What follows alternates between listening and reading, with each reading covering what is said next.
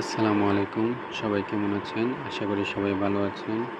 তো আজকে এই কেকটি ডেলিভারি দিতে হবে। তো কেকটি প্রথমে আমি বক্সের ভিতর নিয়ে নিলাম। কেকটি আমার কাছে অনেক সুন্দর লেগেছে। আপনাদের কাছে কেমন লেগেছে অবশ্যই জানাবেন। তো বক্সে ভরার পর এই যে প্যাকেটিং করে আমি চলে আসলাম গাড়িতে ওঠার জন্য। এই যে সামনে রাস্তা। তারপর আমি একটি গাড়ি ডেকে নিলাম। তারপর এই যে গাড়িতে কেকটি নিয়ে আজকে যাব হাসনাবাদ বাজার। তো বলতে বলতে চলে এসেছি নতুন বাস স্ট্যান্ড। এই যে দেখুন, এবার সদরের সামনে একটু থামলাম, তাই আপনাদেরকে দেখাচ্ছিলাম। তো এই যে সদর থেকে একটু সামনে আসার পর এই যে বাস স্ট্যান্ড, এই জ্যামটা সবসময় লেগে থাকে।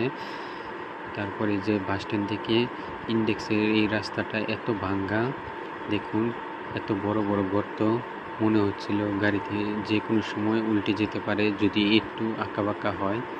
তারপরে যে এই আশিনগরের জ্যামটাও, যারা এই আশিনগর থাকেন তারা তো জানেনই, এখানে অল টাইম জ্যাম লেগেই থাকে।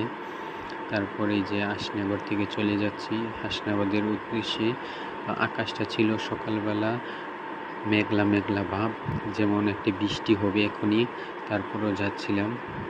তো বলতে বলতে এই মনোরম পরিবেশে চলছিলাম। এখন বাজে বেলা 11টা, কিন্তু মনে হচ্ছে না, মনে হচ্ছে যে সন্ধ্যা নেমে এসেছে। সকালবেলায় সন্ধ্যার পরিবেশ হয়ে গেছে। তো দেখুন কি সুন্দর একটি খোলামেলা পরিবেশ। যারা হাসনাবাদ থাকেন তারা এই মনোরম পরিবেশটা সবসময় মনে উপভোগ করতে থাকেন।